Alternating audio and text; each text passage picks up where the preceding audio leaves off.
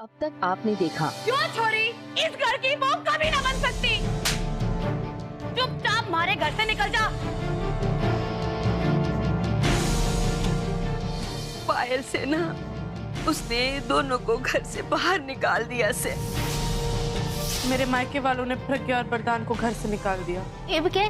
मैं सोच रही हूँ उन दोनों को यहाँ ले आओ। अगर उन दोनों को बुलाए ना यहाँ तो इस बार तो मैं भी ना बचा सकती तन्ने।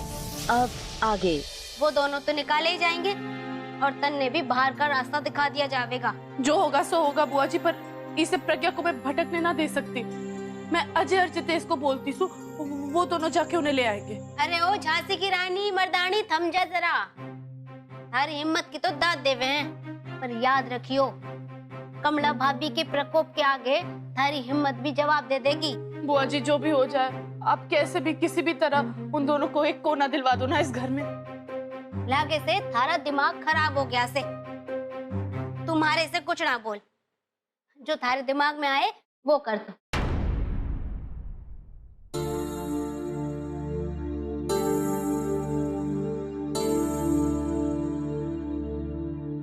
अब कैसे समझाऊं ये छोरी को कि हर समस्या का समाधान सीधा ही से ना हो सके है, कहीं कहीं उंगली टेढ़ी भी करनी पड़े है।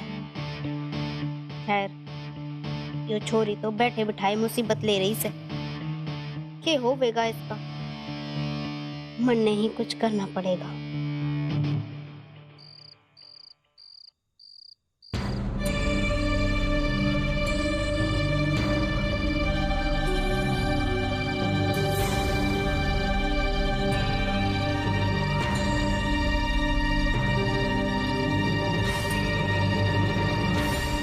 प्रज्ञा जी, हमारी एक बात मान लो। जो आपने इतने सारे गहने पहने हुए हैं ना, मैं आपको रुमाल देता हूँ। आप जो सारे गहने एक रुमाल में डाल के उसकी पोटली बना के फिर अपने पास रख लो। इतने सारे जेवर पहन के ऐसे बाहर घूमोगे तो मुसीबत को न्योता देने वाली बात हो जाएगी। तुम्हारे को ना ज्यादा सिखा मत।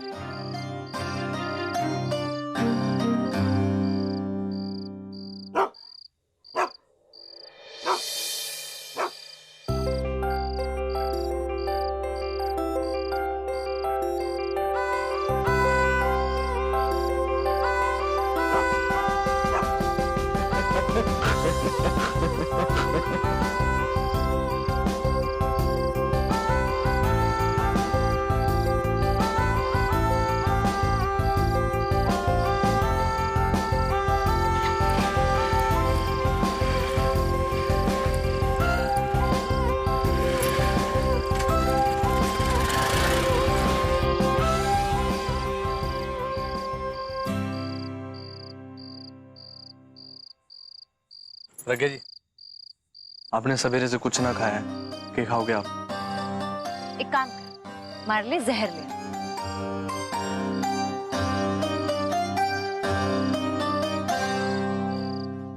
मिल गया? के जहर?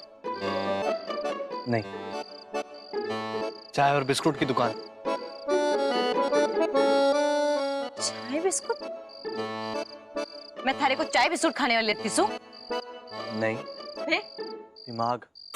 के? हाँ, चले चाय बिस्कुट खाते। सुन, मैं भी एक फोन घुमाऊंगी ना, तुम्हारे लिए वो छप्पन भोग आ जाएंगे। बनाया चाय बिस्कुट। घुमाओ, फोन घुमा लो। हो गया चाय बिस्कुट।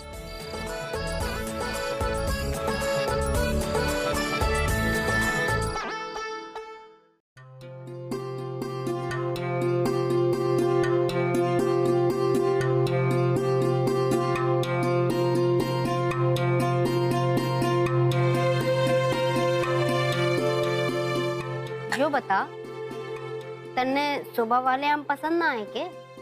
ना बुआ जी, आम तो बहुत पसंद आए। लागे से फिर साड़ी ना पसंद आई होंगी। साड़ी भी बहुत अच्छी लगी मन्ने। तो थारा यो मुंह क्यों लटका से? मन्ने तो बस यो परेशानी हो रही से कि इतनी देर होगी फिर भी कोई खाना खाने नहीं आया। बड़ो, तू भी हद करती है। तू जाने से ना यो घर में आज के ना हुआ। इतना घना बवाल होने के बाद भी तन्ने ऐसा लागे है कि किसी को भूख लगी होगी। यो घर के लोगों को मैं अच्छे से जाने हूँ। अब अगर किसी को थोड़ी बहुत भी भूख लगी होगी तो वो यो सोचकर बाहर नहीं आवेगा कि बाकी लोग क्या बोलेंगे। तो अब क्या करे बुआ जी? मैं अच्छे से जाने हूँ कि यो समस्या से कैसे निपटा जाए। शीतल, हाँ सुन ना, मैं प्रज्ञा, देख मारे को ना बहुत जोर से भूख लग रही है, तू डिब्बा लेके आ जा। ये मगोड़ी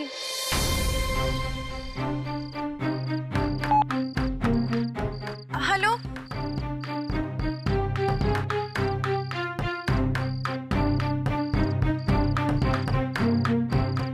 प्रज्ञा जी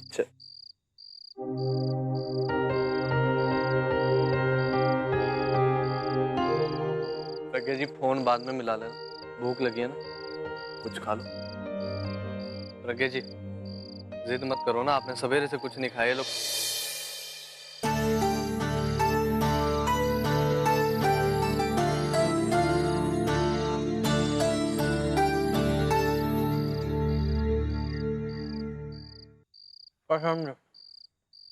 जिसने भी ये चीज बनाई है ना, ये बिस्कुट और चाय, बहुत ही बढ़िया चीज है। अगर किसी को भूख लग रही हो ना, अब फिर साथ में बिस्कुट और चाय खाने को मिल जाए, उसकी तृप्ति और तसल्ली ना सब एक साथ हो जाएगा। बहुत ही बढ़िया चीज है।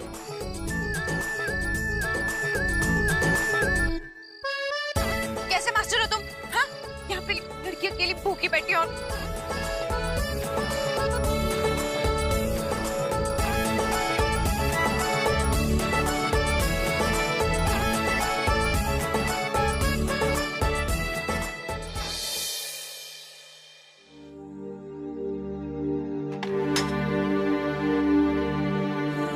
लक्की जी तो सो रहे से, अब उनको जगाऊंगी तो गुस्सा हो जाएंगे, पर बताना भी तो जरूरी से कि मन ने अजय और जितेश को भेजा से प्रज्ञा और वरदान को लाने। वो सुन के भी और गुस्सा हो जाएंगे। हे भोलेनाथ, मन ने जो करना था कर लिया, आप संभाल लो और जो होगा देखा जाएगा।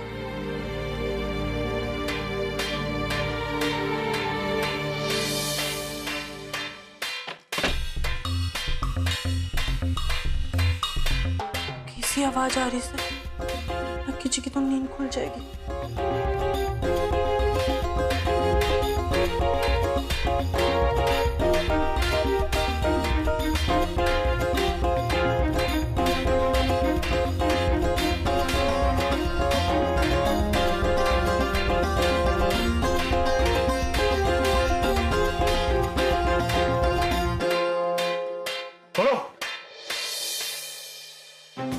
इतनी जोर से दबाएगी ना तो मैं बहरा हो जाऊंगा। तू तो चाहती हो ये मैं बहरा हो जाऊं और तो कुछ भी बोलती रही। ना लक्की जी, मैं तो बस वो आवाज आपके कानों तक पहुंचने से रोक रही थी। इतनी जोर से?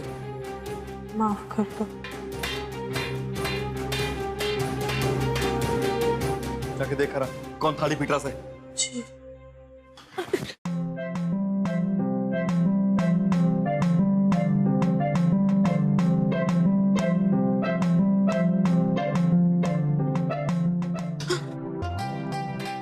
जा देख करा थाली कंप्यूटर। जी। कुछ ना होगा, मैं देख के आता हूँ। ओहो, ये भी यो कौन सा तूफान आ गया? देख ले, बड़ा होगी कुछ करने चली होगी।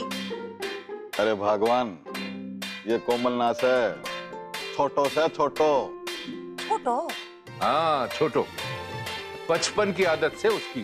क्यों, कैसी आदत हुई भला? चलो चल के देखते हैं।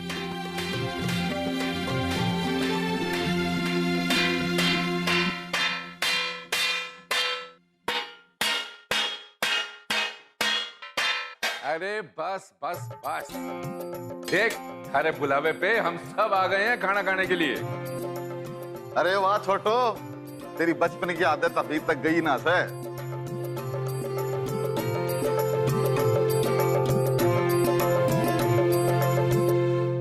पर यो क्या है? खाने की प्लेटें टेबल के जगह जमीन पे, और वो भी सजा धजा के। अरे बहू, डाइनिंग टेबल पर बैठ के खाना खाना ये आज की फैशन है। पहले जब हम बालक थे तब सब लोग इकट्ठे होके आंगन में बैठ के खाना खाते थे आराम से, और शाम के खाने की जिम्मेदारी छोटों पे होती थी। क्यों छोटो? हाँ, और ये छोटो, ये जो जैसे थाली पीट रही है ना, ये तब से अब तक कर रही है ऐसे ही। आज तो तूने वाकई बचपन की याद ताजा कर दी। अरे वाह, अब जब यादें ताजा हो गई तो क्यों ना हम पहले की ही तरह ये ताजा ताजा खाना भी खा लें।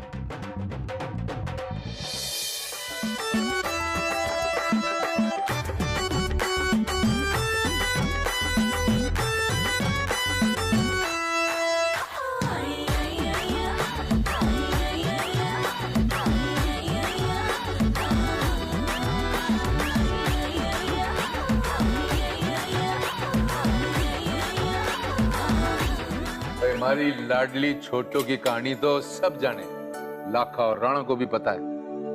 हाँ, बस शायद कोमल और पिंकी को ना पता होगे कि हमारी लाडली बहन इतने सालों हम लोगों से दूर क्यों रही।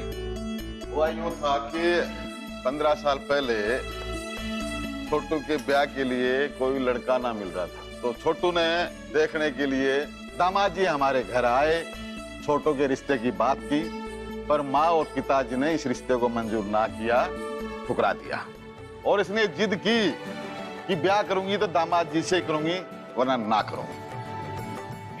फिर क्या, माँ बाबूजी इसकी जिद के आगे हार गए, हाथ खड़े कर दिए और कहा कि भाई देख छोटो, अरे को अगर ब्याह करना है तो जाके कोर्ट में कर ले, हम तो ना करने वाले तेरा ब्याह रीति रिवाज से। और फिर छोटू जो है सिरसा की पहली ऐसी छोरी थी जिसने बिना रीति रिवाज के कोर्ट में जाके कानूनी ब्याह किया।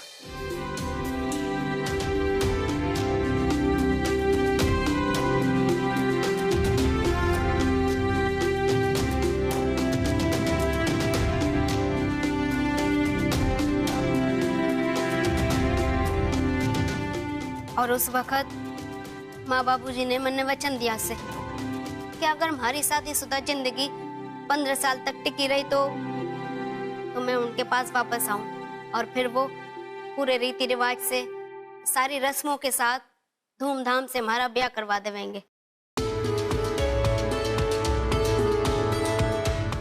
पर यो किसी ने सोचा था कि 15 साल बाद वो दोनों ही ना रहेंगे हमारे बीच,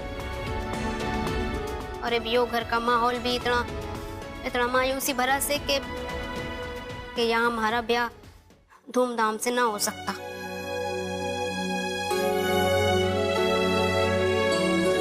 छोटू, तू ये कैसी बात कर रही? अरे माँ पिताजी ना रहे तो क्या हुआ, हम दोनों भाई तो हैं, हम करेंगे। हाँ छोटू, हम दोनों भाई थारे को कभी माँ बाबूजी की कमी महसूस ना होने देंगे। भाई उन्होंने जो वचन दिया था उसको पूरा करने का तो कर्तव्य हमारा है, और हम इसे जरूर पूरा करेंगे। थारा ब्याह होगा, रीति रिवाज से होगा और खूब धूम धड़ाके से होगा। और मैं थारे को एक और वचन देता हूं कि जब तक तेरा ब्याह ना होगा ना, ये पूरा घर खुशियों से बहाल होएगा। भाई जिसको जो भी दुख दर्द हो, कोई भी मायूसी हो ना, ये थारे सामने ना हमेशा खुशी रहेंगे। और इन खुशियों के माहौल का शुभारंभ अभी और इसी वक्त करेंगे। ये सब लोग हंसी खुशी मुस्कुराते हुए खाना खाएंगे, और इन मुस्कुराहटों का दौर शुरू होगा हमारी कमला से।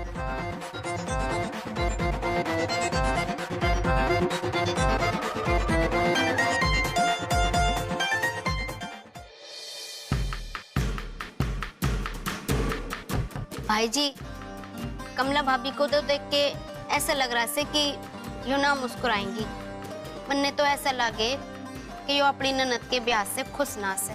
ना छोटू, कमला ऐसी नाश है। हे भगवान, भगवान के लिए मुस्कुरा दे, हंस दे, क्यों गुस्सा कर रही है? मान जा। लागे से मारे से आप खड़ी नाराज हो।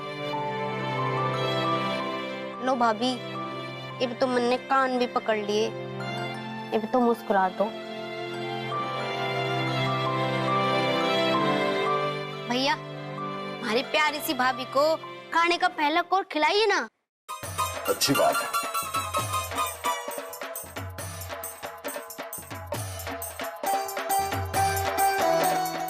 अरे लेना, ले। लो भाई।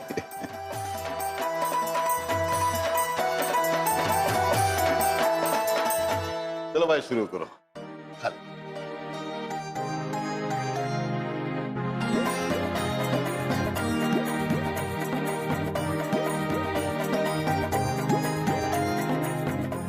धन्यवाद भगवान, अपनी कृपा इसे ही बनाए रखना।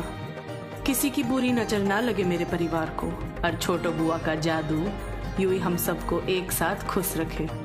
और हाँ भगवान जी, हो सके तो लक्की जी और मेरी गाड़ी भी पटरी पे ला देना।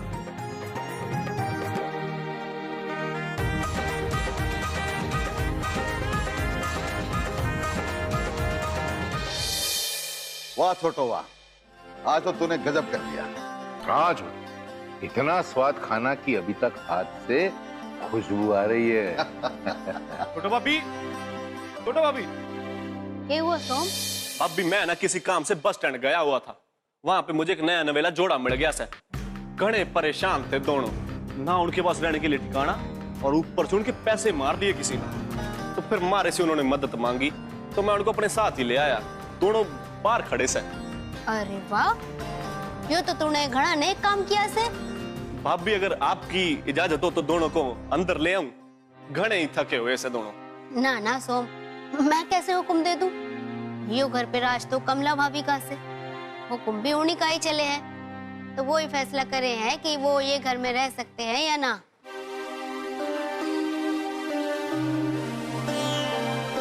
छोटो, तू कैसी बातें कर रही है?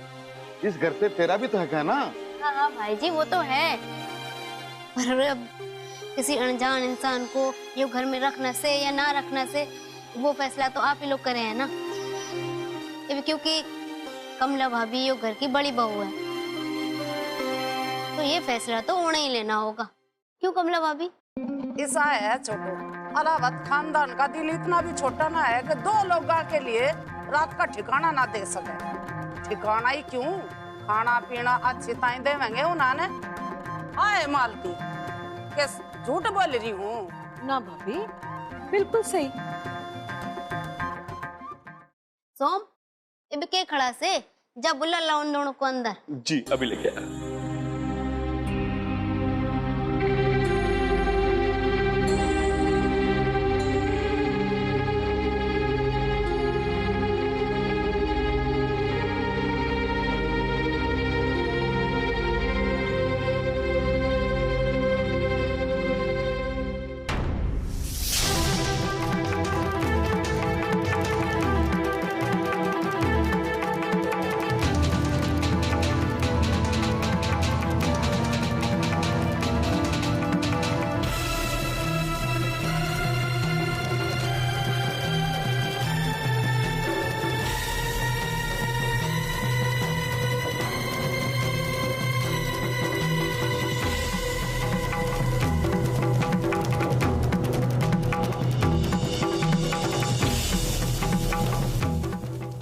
क्या बेटा, तू तो अपने ससुराल बकरियां गई थी ना, फिर तुम दोनों वापस कैसे आ गए?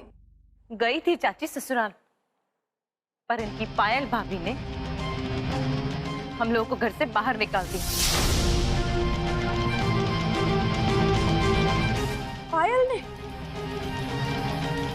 मगर बेटा तूने हम सबको ये बात बताई क्यों? क्या बताती चाचा जी, हमारे साथ जो हुआ उसने हमारे सारे रास्ते बंद कर दिए।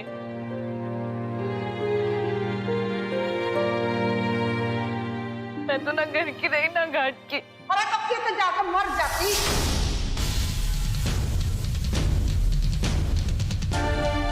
यहाँ क्यों आगी मुंह उठा के तू? ऐ बेशरम, चूल्हे में मुंह दे लेती अपना। बेशरमों की ताई आ गई यहाँ।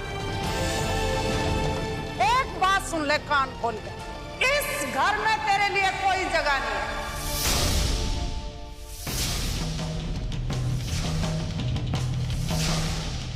निकट जा इस घर पर।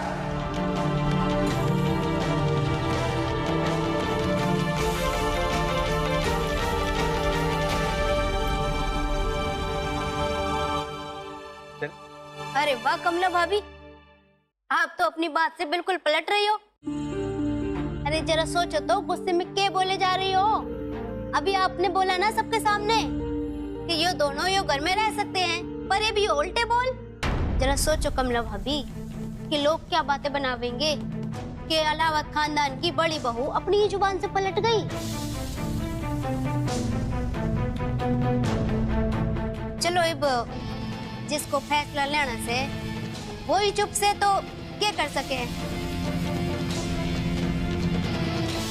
और मारने दो दुनिया वालों को ताने। अब कमला भाभी कोई अपनी बातों का मोल ना से तो हम लोग क्या कर सके हैं। तुम लोग निकलो यहाँ से, वरदान प्रज्ञा निकलो यहाँ से।